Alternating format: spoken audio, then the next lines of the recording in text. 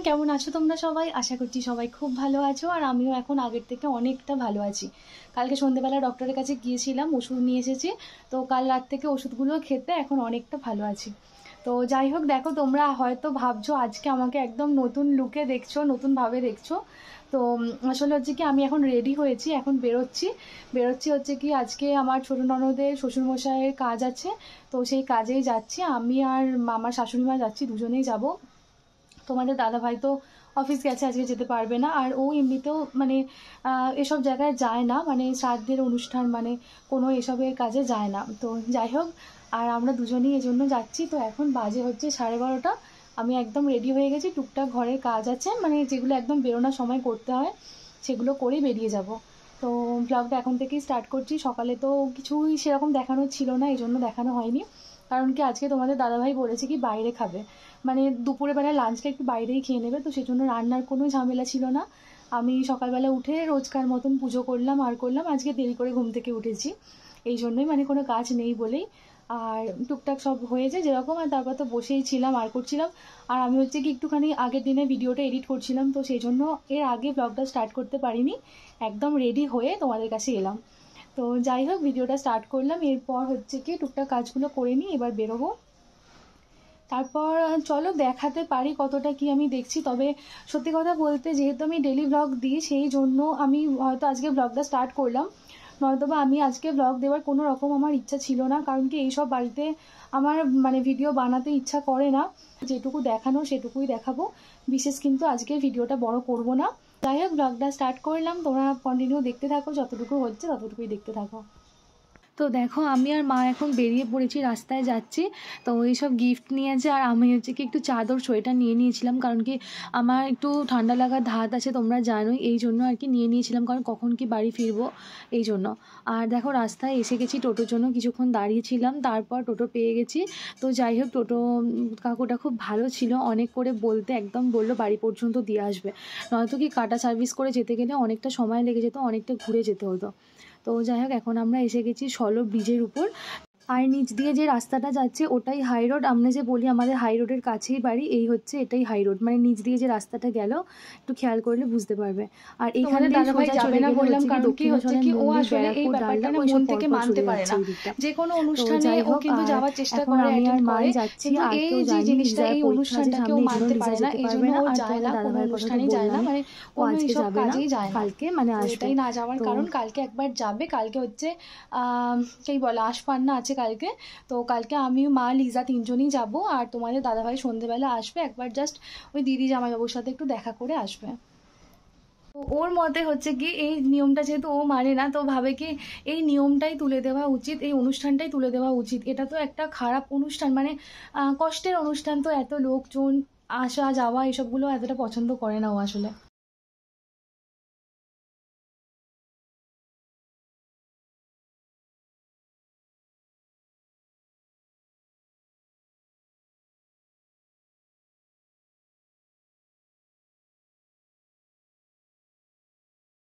মানে কাজটুকুই ঠিক আছে, এই এত লোক নিমন্ত্রণ করা এই জিনিসটাও মানতে পারে না। তো যাই হোক, এটা যে যার পার্সোনাল ব্যাপার, ওর মতামত এটা, তো এটা সবার একমত নাও হতে পারে।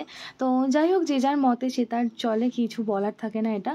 তো যাই হোক, দেখো তোমাদের সাথে গল্প করতে করতে কিন্তু আমরা অনেকটা রাস্তা চলে এসেছি। আর এই রাস্তাটা হচ্ছে কি একদম নতুন হয়েছে। তো দেখো, পুরো ফাঁকা রাস্তাটা একদম নতুন। আর এই রাস্তা দিয়ে গেলে কি হয়, মানে আমার ননদের বাড়ি খুব কাছে হয়ে যায়, মানে যতটুকু ডিস্টেন্স তার অর্ধেকের অর্ধেক হয়ে যায়, এরকম একটা ব্যাপার। তো কথা বলতে বলতে অনেকটা দূরই এসে গেছি। এই দিকটা আসলে নতুন হয়েছে, রাস্তাটা একদম ফাঁকা থাকে, দেখেই বুঝতে পারছো ভিড়ভাড়টা একদমই নেই। কিন্তু সত্যি বলতে কি, সন্ধ্যের পর মেয়েরা এই রাস্তায় সেফ না খুব একটা। তো আমি বলবো যারা এই রাস্তাটা যাওয়া আসা করতে চাইছো বা যাবে, তো একটু সন্ধ্যেটা একটু এড়িয়ে যাবে। আর দেখো, একদম দিদির বাড়ির সামনে এসে গেছি, আর এখানেই হচ্ছে কি রেল গেট পড়ছে। তো দেখতেই পাচ্ছ ট্রেন যাচ্ছে, আর আমরা এখানে একটু দাঁড়িয়ে গেছি। তো টোটো কাকুকে বললাম যে আমাদেরকে আর পার করতে হবে না, তাহলে আমাদেরকে এখানেই নামিয়ে দাও, আমরা হেঁটে চলে যাচ্ছি। আর যেহেতু কাকু বললো কি টোটোটা আর ওইদিকে নিয়ে যাবে না, ব্যাক করবে। আর এই যে দেখো রেল লাইন, আর পিছনে যে ফ্ল্যাটটা দেখা যাচ্ছে ওই গাছের উপর নীল রঙের ট্যাঙ্ক, ওই ফ্ল্যাটটাই হচ্ছে আমার দিদির বাড়ি, মানে ননদের বাড়ি আর কি। তো দেখতেই পাচ্ছ মানে একদম বাড়ির সামনে, জাস্ট লাইনটা পার করলেই পেরোলেই আর কি চলে যাবো ফ্ল্যাটে। এই জন্য টোটো ছেড়ে দিলাম, আমরা হেঁটেই এখন যাচ্ছি। আর ম্যাক্সিমাম টাইমে এই গেটটা পড়েই থাকে, কারণ খুব ব্যস্ত এটা মানে লাইন এটা। কারণ কি এর বাঁ দিকটাতে একটুখানি গেলেই দাসনগর, আর ডান দিকটাতে একটুখানি গেলেই রামতলা।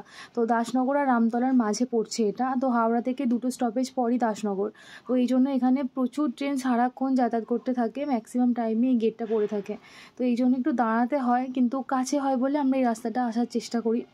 তো যাই হোক, এই যে দেখো লাইন পেরিয়ে চলে এসেছি। এই যে পিছন দিকটায় লাইন ছিল, আর দিদিভাইদের সামনেই একদম দেখো কত বাজার টাজার বসেছে আর করেছে। আর এই হচ্ছে এই ফ্ল্যাটটাতে মানে দিদির বাড়ি আর কি। তো একদম রেল লাইনের পাশে, আর এটাই হচ্ছে মেন রাস্তা, ভীষণ সুবিধা। আমরা দেখলাম, তাই দিদিভাইকে বলছিলাম যে তোমার বাড়িতে ভীষণ সুবিধা, একদম রেল লাইনের পাশে যেরকম সেটাও একটা, আর হচ্ছে যদিও স্টেশনটাও খুব একটা দূর না, কাছাকাছি। আর হচ্ছে কি সামনে দিয়েই গাড়ি যাচ্ছে আর যাচ্ছে। তো এসে গেছি, আর দিদিভাইয়ের বাড়ি হচ্ছে মানে ফ্ল্যাটটা হচ্ছে কি 4th ফ্লোরে। তো আমরা লিফটে উঠে পড়ছি, লিফটে করেই যাব, কারণ এতটা রাস্তা সিঁড়ি ভেঙে উঠবো না, লিফটেই যাতায়াত করছি। আর এই যে দেখো রুমে এসে দেখি কি এরকম কাজে বসেছে, কাজ হচ্ছে। তো খুব বড় করে অনুষ্ঠানটা হয়েছে, আর মানে কাজটা হয়েছে আর কি, খুব ভালো করে হয়েছে যেটা দেখলাম আর কি। শিবস্বস্তেন কি বলে, সেই শিবস্বস্তেন হচ্ছে, তো এটাই সবথেকে বড়। তো যাই হোক দেখো আমরা রুমে বসেছিলাম, আর খুব খারাপ লাগছে, কিন্তু কিছু তো করার নেই, আসতে হয়েছে। আর এই যে দেখো এরকম একটা বুদ্ধা আছে, ধ্যান করছে। এই বুদ্ধাটা না সারাক্ষণ ধ্যান করে, কিন্তু যেই দিন দিদিভাইয়ের শ্বশুরমশাই ওরকম হয়েছিল আর কি, মানে মারা গিয়েছিল, সেই দিন দেখলাম এসে এটা অটোমেটিক বন্ধ হয়ে গেছে। তো এটাও একটা পাওয়ার কাজ করে মনে হয়, যে বাড়িতে যদি কোনো অঘটন ঘটে বা দুর্ঘটনা ঘটে, তখন কিন্তু এইরকম হয়, ন্যাচারালি দেখা যায়। কিন্তু এটা ওনাদের দেখলাম অ্যাকোরিয়াম ছিল, ওই অ্যাকোরিয়ামের কিন্তু একটা মাছ মারা গিয়েছিল। তো এইরকম মানে যেহেতু বাড়িতে একটা এত বড় দুর্ঘটনা ঘটেছে, তো এইরকম টুকটাক হয়। কিন্তু তোমরা, এটা আমার মনে হয়েছে, তোমাদের কার কি মনে হয় একটু জানাবে। আর দেখো আমরা হচ্ছে ছাদে এসে গেছি, খেতেও বসে গেছি। এখানে আজকে মেনু ছিল কড়াইশুঁটির কচুরি, চানা পনির, ফুলকপির রোস্ট, আর হচ্ছে চাটনি, মিষ্টি, পাঁপড়, ব্যাস। আর ছাদেই রান্না হচ্ছে, খুব সুন্দর, মানে ছাদটা তো অনেকটা বড়, যেহেতু ফ্ল্যাটের ছাদ, তো ছাদেই রান্না হচ্ছে, ওখানেই খাওয়া দাওয়া হচ্ছে। হালকা হালকা রোদ ছিল, আর ছাদা লাগিয়ে দিয়েছিল, তো ভীষণ ভালো লাগছিল। আর এই যে দেখো রেল লাইনটার, আমরা ওই যে দূরটায় দেখতে পাচ্ছ ওইখানটা দাঁড়িয়েছিলাম। তো ম্যাক্সিমাম টাইমে এখানে রেল গেট গেট পড়েই থাকে, তার কারণ হচ্ছে, তো বললাম যে এটা তো ভীষণ ব্যস্ত লাইন, তো ট্রেন সবসময় যায়, এক্সপ্রেস যায়, লোকাল যায়, এটা এখন লোকাল ট্রেন যাচ্ছে। তো এইরকম আর কি। তো খুব দিদিভাইকে বলছিলাম যে তোমাদের কানে মানে একদম কাছেই তো, একদম ট্রেনের এত আওয়াজ, বাড়িতে থাকো কীভাবে, মানে অসুবিধা হয় না কোনো কিছু? তো দিদিভাই বলছে প্রথম অসুবিধা হতো, আস্তে আস্তে থাকতে থাকতে সয়ে গেছে, আর কানে লাগে না আওয়াজগুলো। তো আমিও এটা দেখলাম, যেহেতু কয়েকবার যাচ্ছি, সকাল থেকে যাচ্ছি, থাকছি, দেখছি। তো প্রথম একটু মনে হচ্ছিল প্রচণ্ড আওয়াজ, কিন্তু তারপর আস্তে আস্তে আর কিছু মনেই হচ্ছিল না, মানে আওয়াজটা আর কানে লাগছিল না। তো থাকতে থাকতে সবারই অভ্যাস হয়ে যায়, কারণ এখানে অনেকের বাড়ি আছে, বা রেল লাইনের পাশে তো প্রচুর বাড়ি থাকে, সবার কি সমস্যা হয় না, আস্তে আস্তে থাকতে থাকতে সয়ে যায়। তো দেখো বলতে বলতে আবার একটা ট্রেন এসে গেছে। তো সারা দিন এখানে এইভাবেই ট্রেন যাতায়াত করছে। আর এই যে বলছিলাম উপরে রান্না হচ্ছে, দেখো এখানেই রান্না হচ্ছে, আর ওই দিকটাই খাওয়া হচ্ছে। তো একদম মানে কাছাকাছির মধ্যে একদম গরম গরম সার্ভ করছে, খাবারগুলোও ভীষণ ভালো ছিল, খুব ভালো রান্নাও হয়েছিল, বেশ মানে ভালোও হয়েছে অনুষ্ঠানটা আর কি। আর এই যে দেখো এটা হচ্ছে আমাদের দিদিভাই, তো মানে আমার দিদিভাইয়ের মেয়ে, তো ওর নাম হচ্ছে কৌশানী, ও ভীষণ কিউট, ও ছিল না বাড়িতে। তারপর দিদিভাইকে বললাম যে ওকে একবার ডাকো, কারণ কি আমরা এসেছি, আমাদের তো দেখতেই পাবে না, ও আমাদেরকে ভীষণ পছন্দ করে, ভীষণ মিশুকে, ওর স্বভাবটা ভীষণ ভালো। আর তো ও আমাকে দেখাচ্ছিল যে ট্রেন যাচ্ছে আর যাচ্ছে এইসব আর কি। তো ওর সাথে আমি যখন আসি ওদের বাড়ি, তখন ওর সাথে ছাদে যাই, সব ও আমাকে দেখায়, এই জন্য ওখানে একটু বন্ধু মতো হয়ে গেছে। আর দেখো এখন সমস্ত কাজ অনুষ্ঠান হয়ে গেছে, আর এখন হচ্ছে কি ওই যে শ্রাদ্ধের যে জিনিসপত্র হয় সেইগুলোকে এখন বিসর্জন করতে যাচ্ছে। আর এই যে দেখো অরেঞ্জ কালারের শাড়ি পরা, এই যে এটাই হচ্ছে আমার ননদ, আমার ছোটো ননদ আর কি, রূপাইদি, আমরা রূপাইদি বলেই ডাকি, বাট এখানে ভিডিওতে আর নাম ধরছি না, আর শুধু দিদিভাই বলেই রাখছি। তো যাই হোক এটাই হচ্ছে রূপাইদি, আর সামনে ওটা জামাইবাবু। তো যাচ্ছে এখন একটা, এখানে সামনে প্রতিষ্ঠা করা পুকুর আছে, তো সেই পুকুরে এটা বিসর্জন করতে যাচ্ছে। তো এই রাস্তা দিয়ে আমরা মানে এলাম আর কি, এটা দিয়ে আমরা মানে বাড়ি থেকে এলাম, এটা আমাদের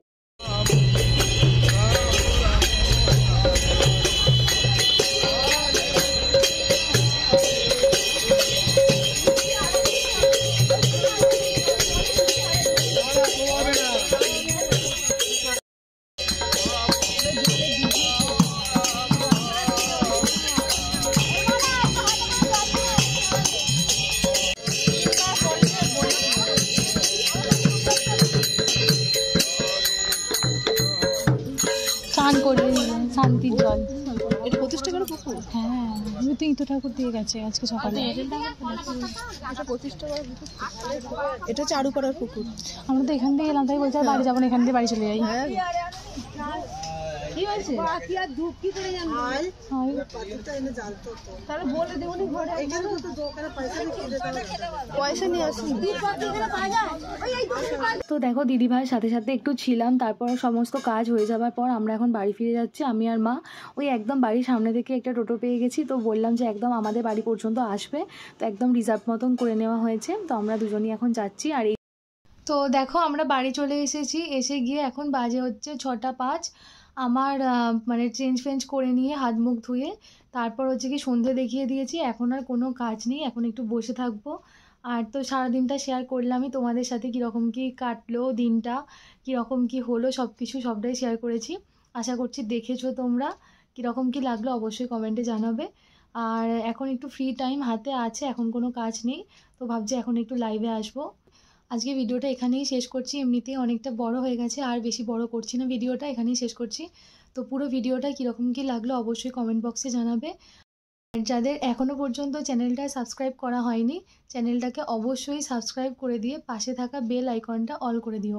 তো যাই হোক, আজকে টাটা, দেখা হবে আবার পরের ব্লগে। তোমরা সবাই খুব ভালো থেকো, সুস্থ থেকো আর সাবধানে থেকো। টাটা।